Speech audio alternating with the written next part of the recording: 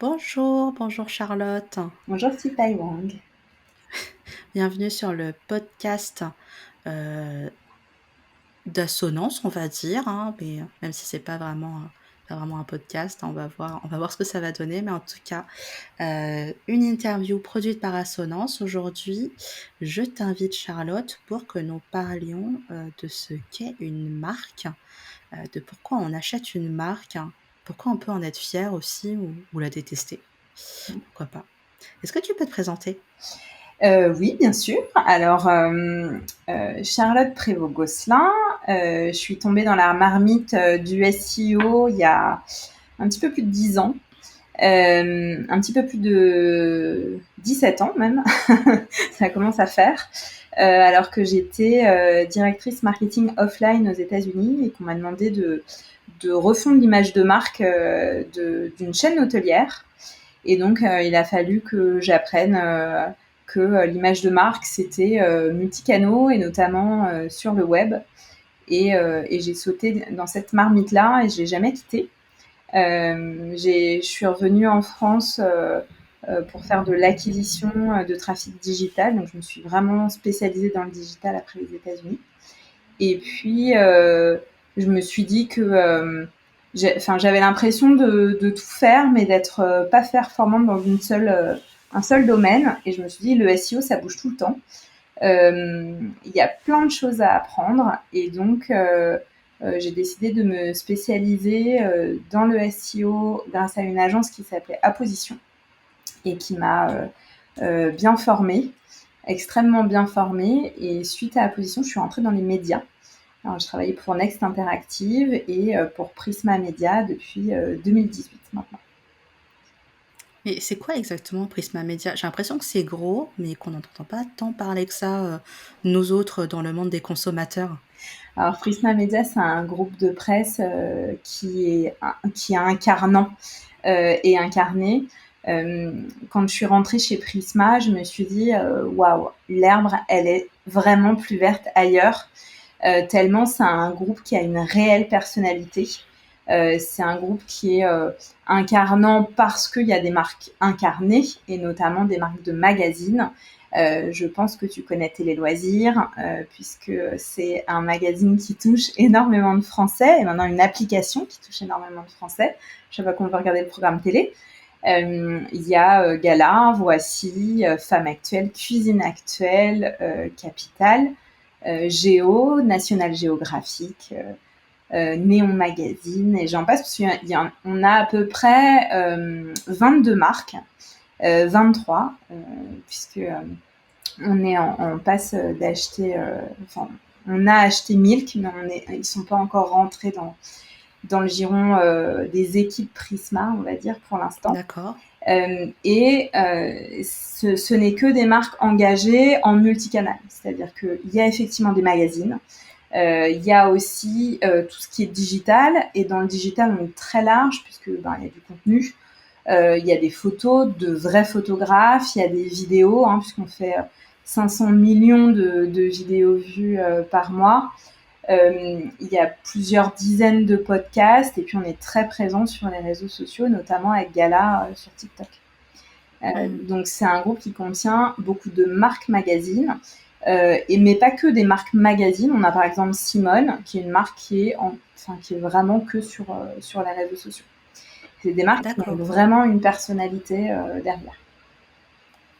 Donc finalement, enfin, Prisma il y a un peu une schizophrénie, quoi. Il y a toutes les personnalités possibles de la France dans un seul groupe. Oui, c'est ça. En fait, Prisma, ça touche 8 Français sur 10. Donc Ouais. c'est énorme. On parle quasiment toute la France. Et puis, on est quand même sur un groupe qui a des valeurs qui se rapprochent vraiment avec des valeurs humaines, je trouve, qui sont indispensables aujourd'hui.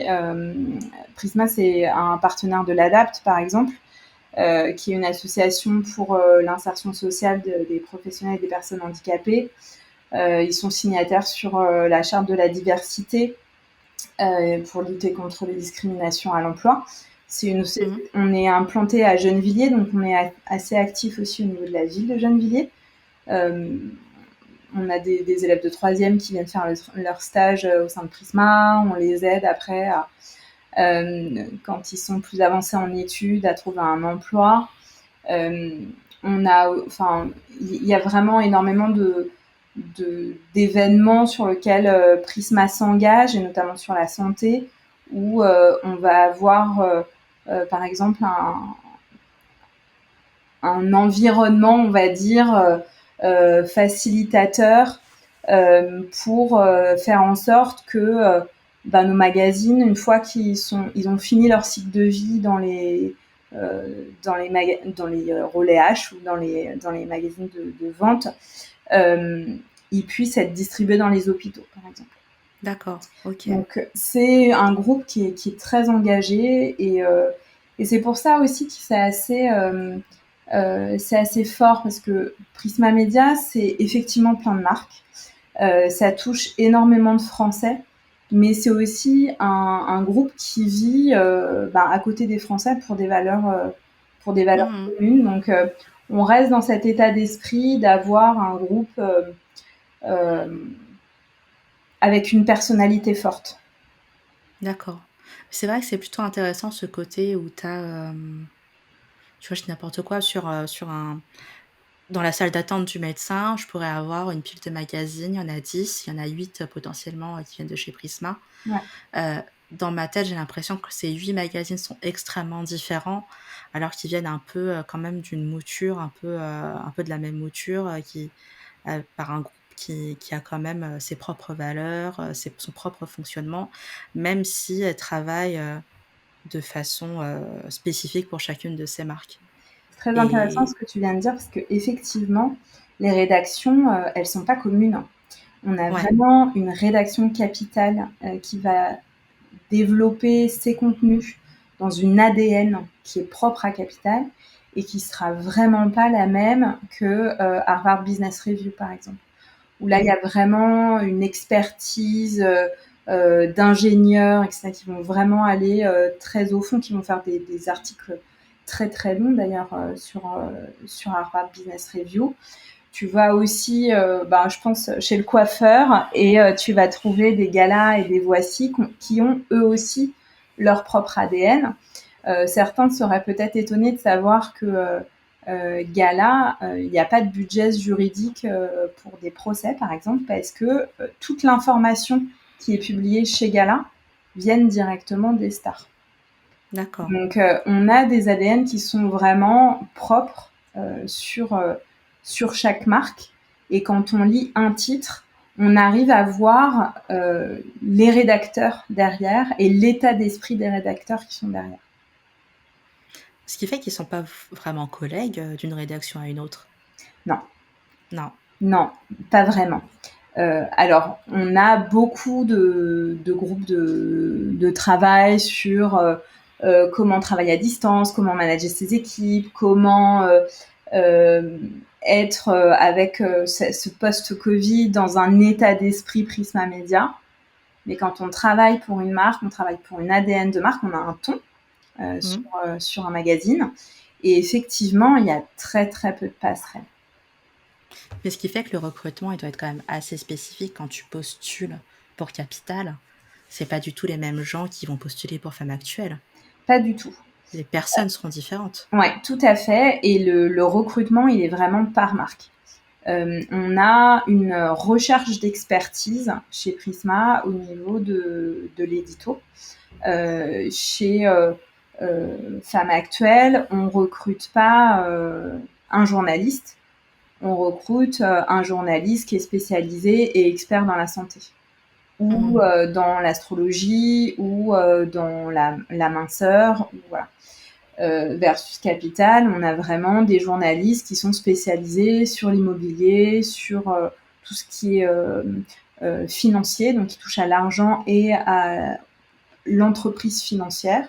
Donc c'est vraiment des journalistes experts dans leur métier pour une marque donnée. Mmh, mmh, mmh. Non, mais ça, c'est intéressant parce que, tu vois, on voulait parler de l'aspect, Coffee Table Magazine. Mm. Ce magazine que tu poses sur ta table basse, pour dire à quel point tu es une personne cool.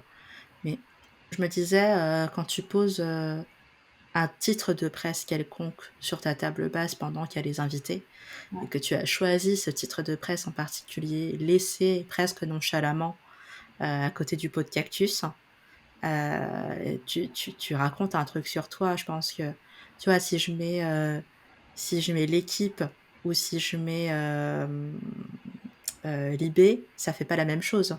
Si je mets Femme Actuelle ou si je mets Géo, c'est pas pareil.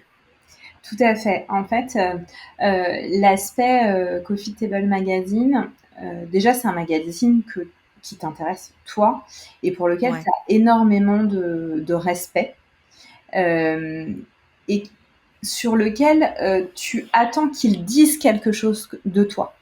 Donc si, sur ta table basse, tu mets un Harper's Bazaar, par exemple, qui est une nouvelle marque Prisma, tu as envie de dire moi je m'intéresse aux designers, aux créateurs, je m'intéresse vraiment à la mode, mais pas la mode grande chaîne. Je m'intéresse à celle des créateurs, je m'intéresse à vraiment toute la finesse. Je vais m'intéresser aussi au podium de euh, le catwalk et tous ces mannequins-là. Je vais m'intéresser aussi à l'univers de la mode, donc à tout ce qui se trouve autour, les inspirations, etc. Versus si tu as Harvard Business Review, qui est un excellent magazine avec des articles très complets sur le leadership, le management, Mmh. quelque chose de, on va dire, CSP++, ça dit quelque chose aussi de toi. Et puis quand tu vas chez le coiffeur, tu t'attends pas à avoir en Coffee Table Magazine des magazines très fournis en texte, mais bon, très fournis en images. Donc tu peux avoir, bon alors tous les magazines People, mais tu peux avoir aussi des magazines comme Géo qui te donnent un aspect un petit peu plus haut de gamme sur le salon et qui va te permettre de voyager pendant ta séance de coiffeur. Et c'est marrant parce que, je pense qu'il y a un peu ce côté où quand tu poses un magazine sur ta table basse, c'est marrant de dire, table à café d'ailleurs, mais en anglais, mais quand tu poses un magazine sur la table basse, tu as un peu un côté, affirmation de cette marque-là. Tu l'as Mm. choisie, tu l'as posée, tu l'as laissée. Alors que quand tu lis le truc, admettons dans le métro, peut-être que tu te positionnes un petit peu aussi parce qu'il y a aussi ce phénomène des gens qui mettaient, ou qui mettent toujours des couvertures sur les livres qu'ils lisent dans le métro pour les rendre neutres, en fait. Ouais. Mais justement par rapport au regard et cetera. Après je sais pas ce qu'ils lisent, mais chacun lit ce qu'il veut. Mais alors que là, il y a ce qui est intéressant, c'est vraiment l'aspect volontaire. Parce que tu parlais de respect à la marque, mais je pense qu'il y a aussi cet aspect, échange que tu as avec la personne qui va remarquer le magazine. Typiquement pour le Harper's Bazaar, hem, si j'ai un invité qui dit: «Ah, tu as le Harper's Bazaar, trop chouette», je vais me sentir bien en me disant: «Ah, cette personne-là que j'ai invitée a reconnu le magazine. Effectivement, elle fait partie de ma sphère sociale, on a des goûts en commun, des centres d'intérêt, qu'on peut partager». Ouais, c'est un vrai bon exemple parce que Harper's Bazaar aux États-Unis, c'est le magazine iconique par excellence. C'est plus de 155 ans d'histoire, hein, le Harper's Bazaar. Donc, Ouais. outre-Atlantique, c'est vraiment un magazine très connu. En France, ce qui s'y rapproche le plus, en fait, ça va être Vogue. Et Vogue aujourd'hui, pour des logiques aussi d'atteinte de sessions, d'apparition sur Discover, etc., il va vraiment beaucoup plus euh, s'élargir à d'autres thématiques, alors que Harper's Bazaar, on est vraiment sur une identité de nous, on va décrypter ce qui est beau, ce qui est élégant, ce qui est chic. Et on va rester vraiment sur une notion de qualité et d'expérience de qualité. Et d'ailleurs, je ne sais pas si tu as eu l'occasion d'observer les 4 dernières couves Mmh. de Harper's. D'ailleurs, il y en a eu plus parce qu'on a voulu vraiment euh, ben, avoir des couves différents, même pour le premier numéro, hein, il y avait 3 couves différents. Euh, la première de couverture est vraiment identitaire à la marque et on est déjà plongé dans le beau et le joli. Et c'est vrai que Harper's, c'est assez intéressant qu'ils ne sortent en France qu'aujourd'hui finalement, puisque au bout de 155 ans aux États-Unis, la France, le pays de la mode, n'avait pas encore de déclinaison de la marque. Et donc on est quand même euh, assez fiers que Hearst Magazine International nous a choisi pour développer cette marque-là en France. Mais ça se passe comment finalement? Enfin, parce que c'est des licences en fait, c'est ça? Oui, là, c'est une licence. Ouais, Euh, on a la licence de Hearst qui nous fait vraiment confiance pour lancer la marque ouais. sur une majorité euh, sur la majorité du territoire et pour une majorité de Français. Mais après, euh, on doit, nous, transformer cette conscience sur on sait de quoi ils parlent aux États-Unis, on sait comment ils infusent leur ADN de marque, mais en France, on n'a pas la même lecture. Et notre Ouais, lectorat français, il n'aura pas les mêmes attentes. Donc c'est à nous de traduire en fait toute cette ADN Harper's sur le territoire français pour répondre vraiment aux exigences assez fines de cette marque-là en France pour des Français. Et ça c'est doit un être vrai hyper problème. subtil. C'est très subtil. Pour rien me cacher, on a quand même fait pas mal de tests et c'est le Ouais. rédacteur en chef, Olivier, qui infuse en fait cet ADN sur Harper's Bazaar. Euh, Il y a eu effectivement des petits tests de ton en se Mmh. disant, bah voilà, nous, on veut pas être une autre marque féminine qui va faire des magazines et du digital. C'est vrai que chez Prisma, on sait faire le féminin et le digital. Et avec Femme Actuelle, on a la première marque féminine de France. Et là, on voulait autre chose. On voulait vraiment incarner euh, le chic, la mode, l'élégance au niveau vraiment magazine de qualité. Et d'ailleurs, quand vous Mmh. achetez un Harper's, vous avez quand même un magazine de 300 pages. Hein, donc, Ouais, ouais. on a quand même un très très beau magazine. Faut avoir une table basse solide. C'est ça. C'est ça. Et ce qui est assez étonnant sur Harper, c'est que on a toujours plaisir à y revenir. Et c'est ça Mmh. aussi le secret des Coffee Table Magazines, c'est que c'est pas ces magazines qui, au bout d'un moment, finissent dans les toilettes parce que tu les as déjà vus. C'est des magazines qui sont beaux et qui font partie de ta décoration. Et qui, à un moment donné, que tu vas, s'il passe de la table basse à un autre meuble, en fait, il va passer de la table basse à ta bibliothèque, mais celle que tu Ouais. mets en vitrine.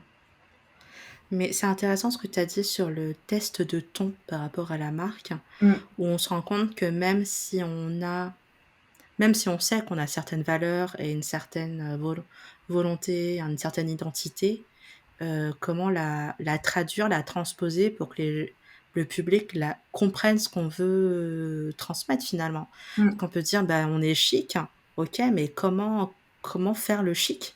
Comment faire le chic sur un magazine de 300 pages? Comment faire en sorte qu'ils comprennent que c'est chic et que c'est pas un magazine de tendance mode, banal, en fait?» Ouais, là, Et c'était c'est pas vraiment simple. la subtilité de décrypter l'audace qu'on Ouais. voulait avoir. Donc c'est vraiment ce côté-là. Et ce qui est intéressant quand on est responsable SEO, c'est que on donne toujours des recommandations un peu sur la partie digitale en disant il faut que votre titre il fasse on va dire 60 signes. En tout cas, il faut que sur les 60 premiers signes, il y a un mot-clé. Et en travaillant avec Emmanuel Paul, qui a l'édito digital de Harper's, elle me disait, mais en fait, ça, c'est pas Harper's.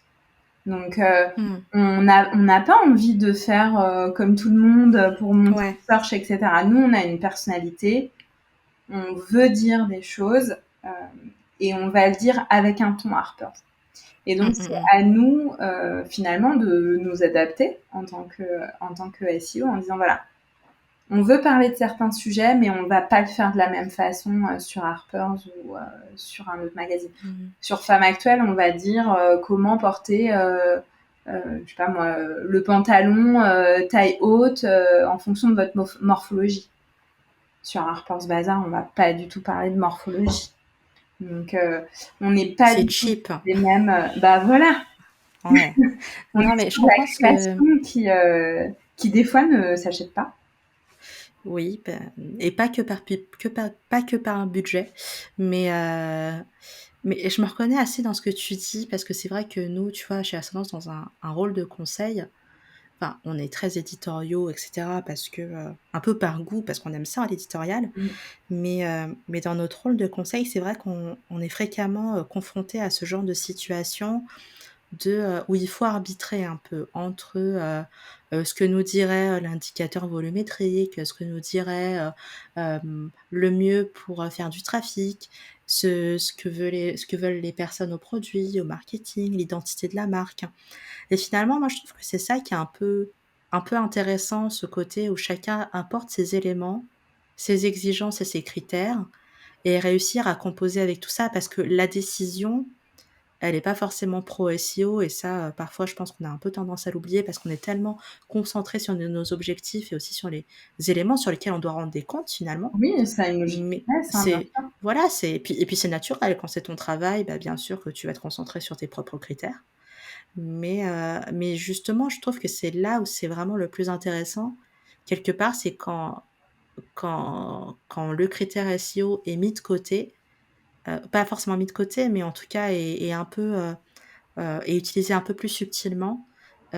Souvent, ce sont les projets qui sont aussi les plus intéressants ou les plus innovants ou ceux qui ont le plus de personnalité et Ouais, ouais. c'est vrai que je te recoupe là-dessus. On a beaucoup entendu parler au niveau SEO notamment de l'EAT. Mmh. Et je t'avoue que chez Prisma, c'est très facile d'évangéliser les équipes sur l'EAT. Ouais. Parce que quand on parle de l'expertise métier, de cette notion d'expérience, de vous avez testé, vous pouvez en témoigner, le, vraiment cette notion d'autorité avec des marques quand même qui sont reconnues Mmh, euh, mmh, mmh. et des marques même qui sont moins reconnues. Mais si je te dis, je vais t'apporter un magazine qui s'appelle Miaou, bah tu sais de quoi ça parle. De chiens de chasse? Voilà, c'est ça. Voilà. Mais en fait, ce qui est assez intéressant et c'est assez facile finalement, c'est de travailler avec des marques qui ont vraiment cette volonté d'incarner des valeurs. Et donc, on est vraiment dans cette notion de trust. Et ça me permet de rebondir sur euh,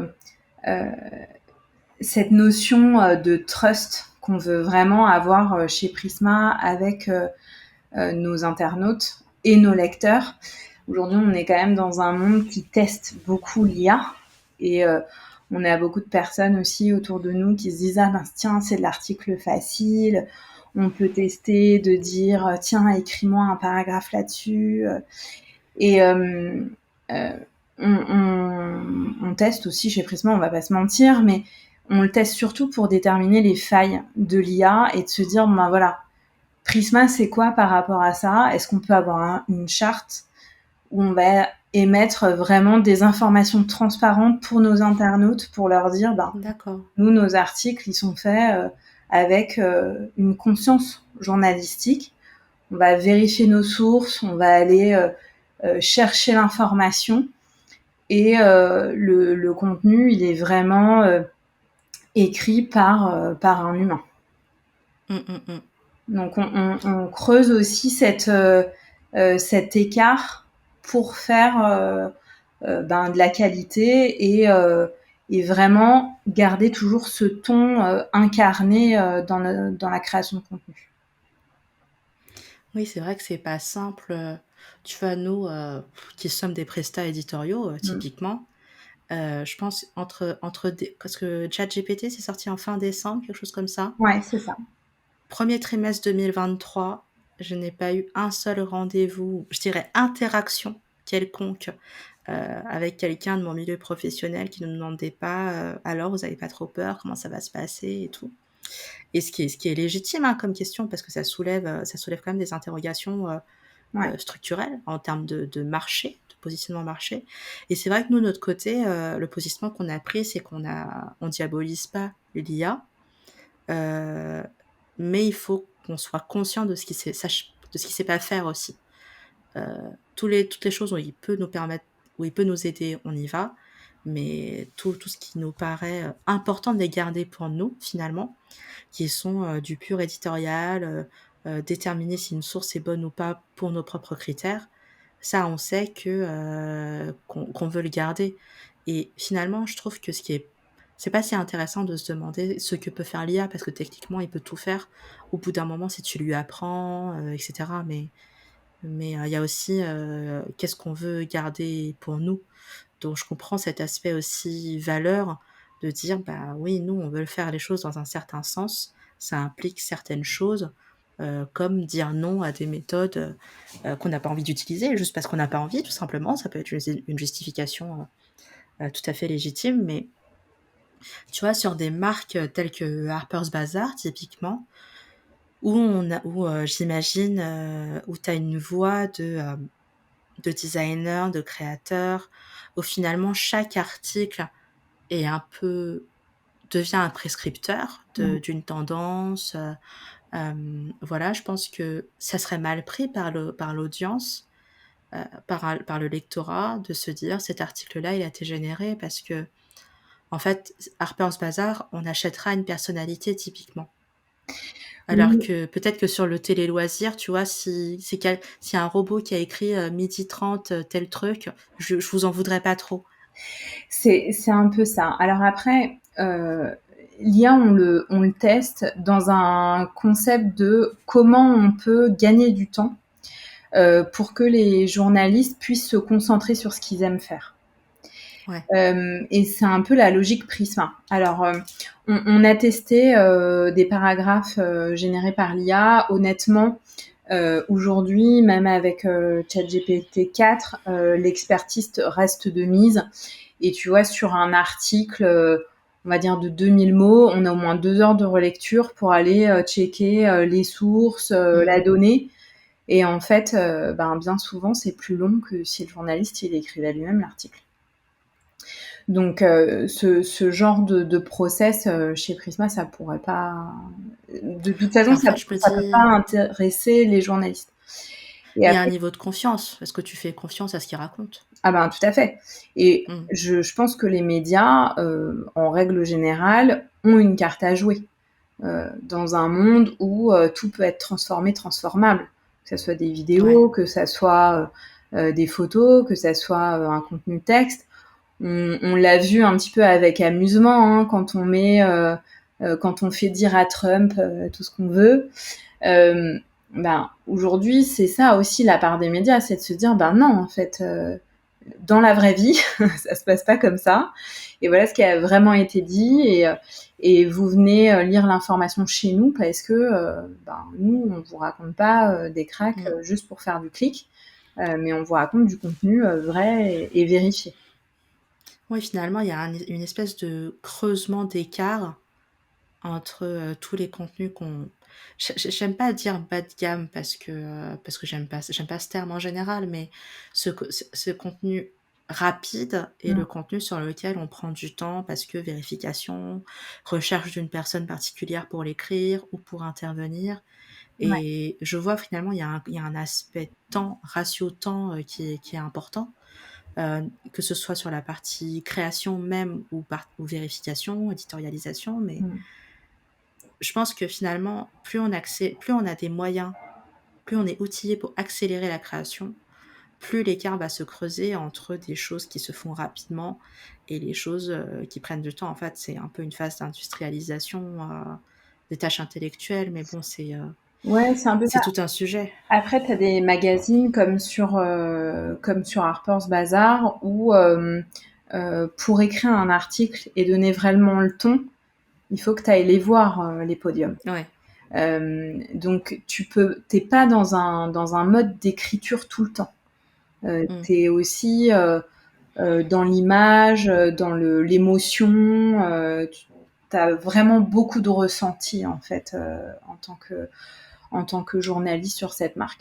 Si on prend une autre marque comme Harvard Business Review, là, c'est vraiment des publications d'experts. Donc, c'est vraiment du Mmh. travail hyper fourni, etc., qui vont devenir quasiment une bible d'une thématique donnée. Donc là, tu peux pas non plus écrire n'importe quoi. Et peut-être que tu peux utiliser l'IA pour faire des résumés de ce que tu vas trouver dans Harper's Bazaar ou dans euh, Harvard Business Review. Mais en tout cas, ces articles-là, ils sont vraiment de fond et écrit avec voilà, l'expertise métier de tel. Il y a beaucoup de marques médias et on en a aussi à l'interne où les journalistes, ils écrivent. Vraiment, c'est leur travail de référence où, voilà, ils écrivent, ils font des interviews par téléphone et ils restent ce qu'on appelle dans une newsroom. Euh, Mmh. D'autres magazines, voilà, tu as des journalistes qui vont vraiment sur le terrain, qui vont interviewer leurs interlocuteurs, qui vont voilà, sur des shootings photos, etc. Et donc, forcément, l'ADN de la marque, elle s'en ressent. On a des marques qui ont beaucoup moins de production, mais avec une énorme qualité. On a des marques où on va avoir une plus grosse production avec des sujets qui sont vraiment traités avec différents angles pour avoir toutes les situations couvertes, référencées, structurées et sourcées. Et donc, on a dans deux cas deux incarnations différentes de l'information que tu veux partager avec ton lecteur. Ouais. Finalement, la même information, peut être traitée totalement différemment et puis je me dis, il y a un côté, pas unicité, mais un peu, singularité, je dirais. Tout Je veux à fait. dire, Et ouais, d'ailleurs, dans mon équipe, sur des marques où on va avoir des thématiques similaires, par exemple, voici Femmes Actuelles, Gala ou Télé Loisirs qui vont traiter du people. d'accord. Chez moi, c'est pas les mêmes personnes.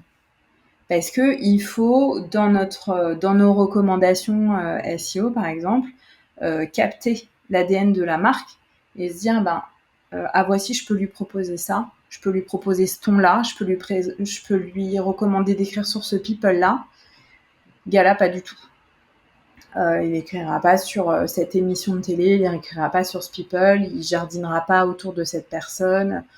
Idem pour la télé ou pour Femmes Actuelles. Il y a vraiment une ADN sur lequel on doit, nous, se greffer et on ne peut pas donner la même recommandation aux marques différentes, même si c'est sur une même thématique.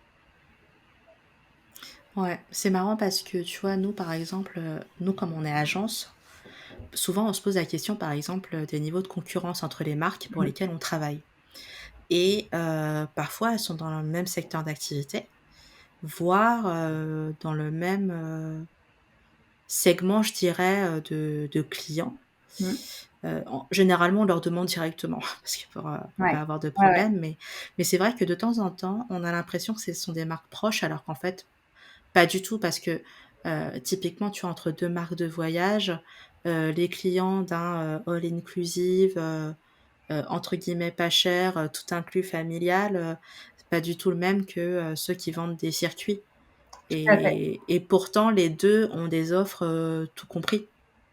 Tous les 2 vendent du voyage, tout compris et Ouais. c'est là qu'on se rend compte qu'en fait, ils visent pas du tout les mêmes personnes, qu'ils incarnent pas du tout le même valeur, mais ou niveau de service. Parce qu'on peut se dire que, tu vois, derrière la valeur Harper's Bazaar qui est d'avoir des choses assez fouillées, il y a aussi un peu une notion de service. Ça veut dire que moi, j'attends que quelqu'un qui écrive dans Harper's Bazaar soit allé voir les podiums. J'attends ça de lui finalement, qu'il Tout à puisse fait. me transmettre cette expérience-là. Alors que, sur un autre magazine que je feuillette chez le coiffeur, admettons, et qui me dit quelle taille de pantalon, quelle forme de pantalon en fonction de sa morpho. En fait, c'est un peu, c'est pas que j'en attends rien, mais je me dis sur un malentendu, je vais apprendre quelque chose. C'est un peu mon approche est déjà totalement différente. Oui, tout à fait. Après, le service, il est multiple. Euh, Ouais, quand tu feuillettes un Voici, tu sais que tu le feuillettes parce qu'il y a de la légèreté, parce que ça va te faire rigoler, parce que c'est léger, et parce que dans ce monde ultra violent, tu as besoin à un moment donné de déconnecter et d'avoir une partie divertissement, et c'est pour ça que tu as feuilleté le magazine. ouais. Même si par ailleurs, il y a des scoops et il y a des exclus assez sérieux. Que l'on attend. Le ton, c'est tout à fait celui qui va te faire partir en vacances le temps que tu feuillettes ton magazine. Quand tu vas feuilleter un Femme Actuelle, et là on a vraiment accéléré sur la santé ces dernières années, tous nos articles ils sont relus par un professionnel de santé. Mmh. Tu as des sources aussi sur la documentation utilisée, donc tu sais que ça va être de l'information tout public, donc très compréhensible pour le tout avenant, mais que derrière, tu as de la vraie information. Et là, tu quittes complètement le ton du divertissement. Ouais. Donc, effectivement, tu sais quoi attendre derrière un magazine, et tu le sais même juste en regardant la couverture.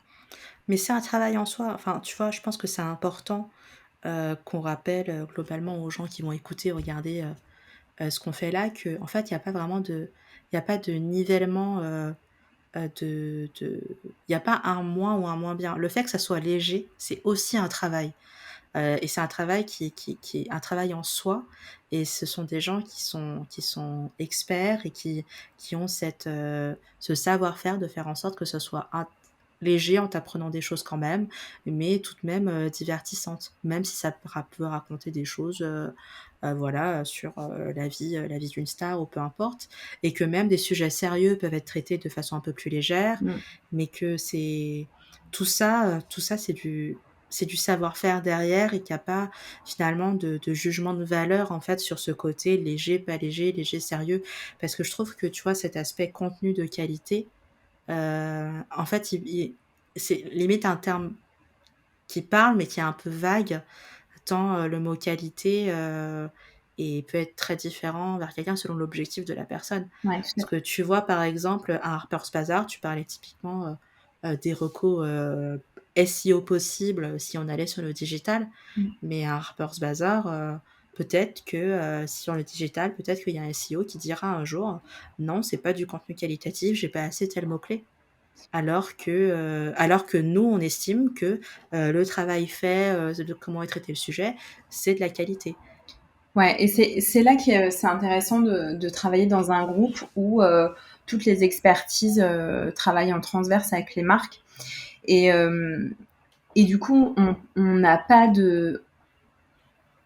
euh, aucune expertise métier, que ça soit éditoriale ou réseau social ou SEO, ne peut imposer Mmh. son choix à l'autre. C'est-à-dire que si je vais voir Emmanuel Paul et je lui dis tiens, ce sujet il est vraiment très important, il y a vraiment du potentiel sur la cible Harper's Bazaar à aller chercher, elle va peut-être pas utiliser un titre SEO friendly classique, mais elle va traiter le sujet. Elle va le Mmh. traiter avec l'ADN Harper's. Et ce qui est assez intéressant aussi, c'est que la ligne éditoriale, elle n'est pas identique en fonction du canal de lecture. C'est-à-dire que tu ne vas D'accord. pas avoir exactement le même ton, ou en tout cas, tu vas pas être totalement dans la même communication, dans le même service. Si tu proposes une stratégie éditoriale en magazine, si tu la proposes en digital, et si dans le digital, tu le proposes sur ton contenu site, ou si tu le proposes sur un réseau social. T'as pas le même ton dans le magazine Gala ou sur TikTok, par exemple. T'as pas le même ton sur Femme Actuelle, le digital, ou avec la marque Simone sur les réseaux sociaux. Donc on a aussi cette faculté de développer ce service en fonction des différents canaux de communication des marques. Et donc, tu as une multitude aussi de choix de communication qui doit traduire forcément ton ADN, Ouais. mais qui peut se traduire différemment en fonction du canal que tu utilises.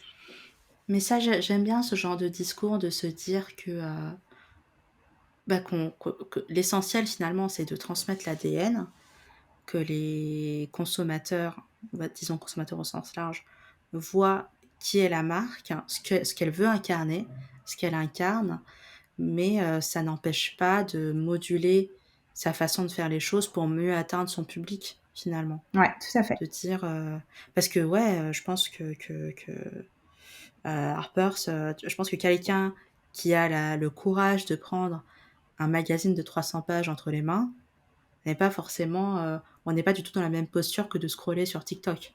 Tout à Enfin, fait. j'imagine, parce que je ne connais rien à TikTok, donc je ne peux rien dire. Tout à fait. Et puis on s'adresse pas à la même cible, hein. Tout simplement, on a des lecteurs d'un point de vue magazine qui veulent prendre du temps. Ouais. C'est un autre magazine Prisma qui s'appelle Flow, qui est vraiment dans cette Ouais, je mouvance-là, connais. de se dire prenons le temps de prendre le temps pour cette lecture-là. Allons regarder les images, allons regarder les petits descriptifs, rigolons quand c'est divertissant, soyons sérieux quand il faut l'être. Et on a vraiment cette consommation du magazine qui est en plusieurs temps, sur lequel on va revenir à des moments Mmh. de notre vie. Versus le digital, on est vraiment dans l'instant. Et là, Ouais. on ne prend pas forcément le temps, hein. On est vraiment en mode grignotage. On sait qu'on va cliquer sur une news parce qu'elle est sur un site qu'on aime bien, ou alors qu'on va pas cliquer parce qu'on sait derrière qu'on va être matraqué de pub, ou alors que derrière, Mmh. ils vont me demander de payer pour lire l'article. Ça, c'est un truc hyper désagréable. Mais voilà, on est vraiment dans l'instant présent et dans le grignotage de l'information, un peu comme si on avait besoin de se nourrir à l'instant. Ouais. Donc on n'est Mais vraiment pas sur des mêmes dynamiques de vie. ce qui fait que la marque que tu choisis quand même pour mettre sur ta table basse, parmi tout ça, c'est quand même, c'est que tu l'as vraiment choisi. Tu vois, il y a une étude, par un Français qui s'appelle Arnaud Petre, hein, qui est sortie en 2007, Mhm. une étude, enfin, dans le domaine de la recherche, et qui dit que, qu'il y aurait, une personne par jour serait exposée à 15 000 stimuli commerciaux. Et encore 2007, on n'a pas TikTok, on n'a pas les reels Instagram, On n'a pas on a Discover peut-être non moins de plus. pubs, on n'a pas Discover non plus, donc certainement qu'aujourd'hui ce chiffre il est au moins fois 10. Mais tu te dis finalement, ouais, parmi tout ça, toutes ces expositions, soit un message commercial, soit une marque, une publicité, un logo qui traîne, dans un commerce, tout ça, en fait, tu as quand même choisi un magazine à mettre sur ta table basse, Ouais, et en fait, tu l'affirmes, quoi, tu te positionnes un peu là-dedans, et je vois la même chose sur, parce que j'étais allée dans un magasin de déco, enfin d'ameublement, mhm. et on m'a tendu le catalogue et on m'a dit: «Tenez, vous pouvez le mettre sur votre table basse, ça fait de la déco aussi». J'étais encouragée à affirmer, la marque qu'on me tendait littéralement entre les mains, pour la poser sur ma table, pour dire: «Ah, c'est une marque que j'aime. Je fais partie des gens qui achètent, cette marque, là», et j'aime bien cet aspect, c'est un peu le syndrome, si tu as 50 ans et tu as pas de Rolex, quoi. C'est le Ouais. côté, très social du truc. Alors, il y avait eu un bad buzz il y a quelques temps avec une personnalité de, de la télé-réalité qui vantait les mérites d'acheter des livres vides pour y planquer des magazines ou autre chose dedans. Et ça m'a fait rire parce que je me suis dit, euh, il y a vraiment des gens qui assument pas leur lecture au point Ouais, d'acheter des livres vides pour les cacher dedans. Et, euh, et ce qui est assez intéressant, c'est que nous, enfin, dans l'univers Prisma, on est assez confiant sur le fait qu'avec nos propositions de sujets, on n'ait jamais besoin d'être vraiment caché dans un livre vide. Ouais, tu jamais honte, quoi. Non. C'est vrai que cacher un truc que tu lis, c'est ouais, c'est spécial quand même. C'est spécial. Mais ouais et puis, je pense que c'est intéressant parce que tu as ce côté où tu as envie, OK, tu achètes une marque, tu achètes un magazine parce que tu sais qu'a priori, ce que ce magazine va te proposer est intéressant pour toi. Suis, le mode de consommation d'informations que tu veux, donc soit prendre le temps, soit grignoter, mais en tout cas, tu sais où tu vas Mm. et en plus, tu te sens tellement lié à cette marque que tu en fais un peu identitaire. Tu veux que les gens sachent que tu lis, Harper's Bazaar, déjà que tu sais ce que c'est, que tu le lis, que tu le montres, que tu le poses, sans faire exprès, sur la banquette de ta voiture. Mais n'en fais pas ça, parce que ça va jaunir après. Mais voilà et puis je pense qu'il y a aussi un peu ce côté, où c'est peut-être d'autant plus fort que c'est un objet, en fait, que tu peux le poser et qu'il peut être, consommé de différentes manières. Parce que, tu vois, tu parlais de Discover. Discover, j'ai regardé le titre. Parfois, j'ai déjà consommé mon Discover, en fait. Parfois, je clique, OK, c'est très bien. Alors que ce magazine que tu poses, tu le transformes après, au début, c'était un contenu, après tu le transformes en objet et ça devient un peu, protéiforme. Je trouve ça très rigolo. Ouais, puis tu as des rendez-vous en fait. Tu as des magazines que tu achètes que quand tu prends le train, que quand Ouais. tu vas à la plage, que quand tu fais des soirées cocooning, que quand tu prépares tes vacances. Mmh. Tu as vraiment des magazines avec des rendez-vous forts. Je sais que tes loisirs, à la période de Noël, il y a des rendez-vous aussi. Les gens se disent, bah, il y a toujours les mêmes, il y a quasiment toujours les mêmes films de Noël, etc. Et donc, il y a, bah, quand est-ce que je vais pouvoir revoir les Bronzés, quand est-ce qu'ils vont repasser les Astérix et Ouais. Cléopâtre. Tu as aussi ces notions de rendez-vous un peu saisonniers où tu achètes ton magazine à ce moment-là. Et ce qui est intéressant, c'est que tu disais, oui, on a une différence de consommation, mais finalement, quand tu regardes les personnes qui choisissent leur magazine, euh, c'est vraiment un choix, c'est-à-dire qu'ils vont déjà regarder ce qu'il y a dedans, Mmh. ils vont déjà l'avoir feuilleté, et c'est une fois qu'ils ont déterminé si le magazine les intéressait, qu'ils vont vraiment l'acheter pour le consommer. Donc il y a vraiment cette notion de j'essaye avant achat qui est développée chez les relais, par exemple. D'échantillonnage, Ouais, ouais, je fais un échantillon avant de l'acheter.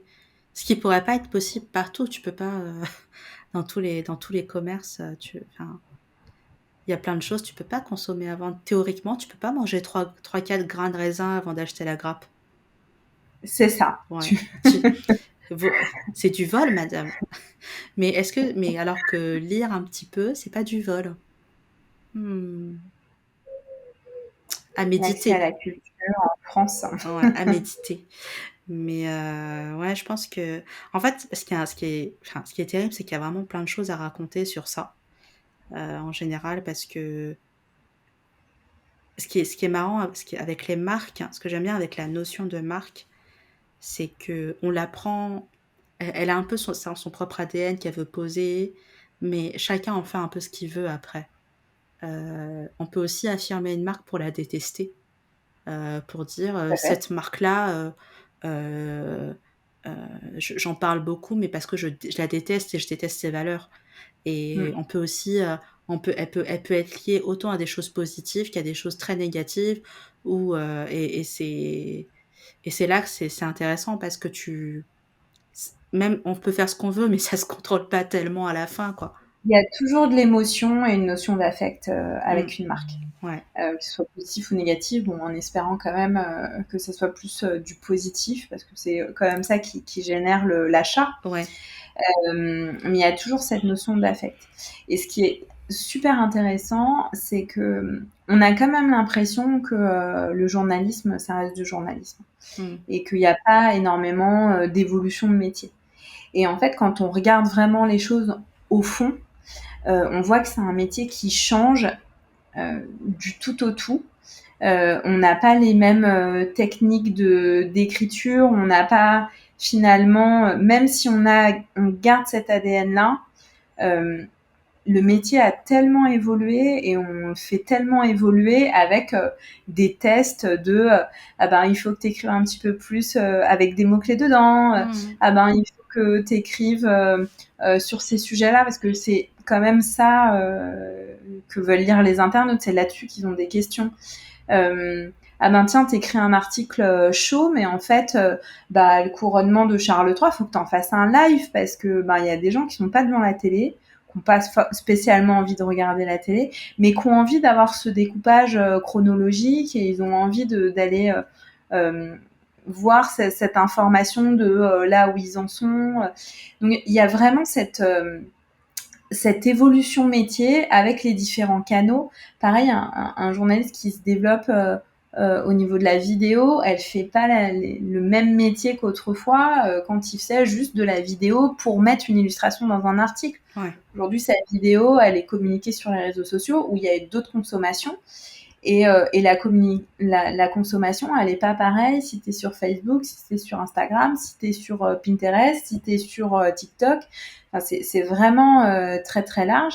Et je trouve que c'est un métier qui a énormément d'évolution encore possible. Et c'est très enrichissant de travailler avec des journalistes sur les différentes thématiques finalement. Parce que j'ai la chance de travailler sur quasiment toutes les thématiques existantes dans le monde, mais on voit quand même un réel enrichissement dans l'écriture de scénarios d'histoires finalement. Parce que on va pas se leurrer, Prisma c'est un groupe de médias qui racontent des histoires. Mmh. C'est beau. Je pense Mm. qu'on va conclure là-dessus parce que ça commence à faire un petit peu long pour les gens qui nous regardent ou nous écoutent, hein, qui ont peut-être pas tout ce temps-là, justement. Peut-être qu'il faudra que je coupe des extraits pour eux, pour les mettre sur TikTok, hein, spécifiquement pour eux. Peut-être, on sait pas. Peut-être que grâce à toi, je vais devenir une multinationale du média. Eh bien, écoute, c'est tout ce que je te souhaite. Je sais pas si j'ai l'énergie. En tout cas, merci Charlotte. Merci beaucoup pour ce Merci à toi temps. de m'avoir invité. Et puis à bientôt. Retrouvez Charlotte sur LinkedIn. Mais sinon, de temps en temps, on la croise sur les salons, les congrès professionnels. Elle est très gentille. Offrez-lui du café et des chocolats. Pas trop de chocolat. Pas trop, pas trop, pas trop. Merci. Merci à toi.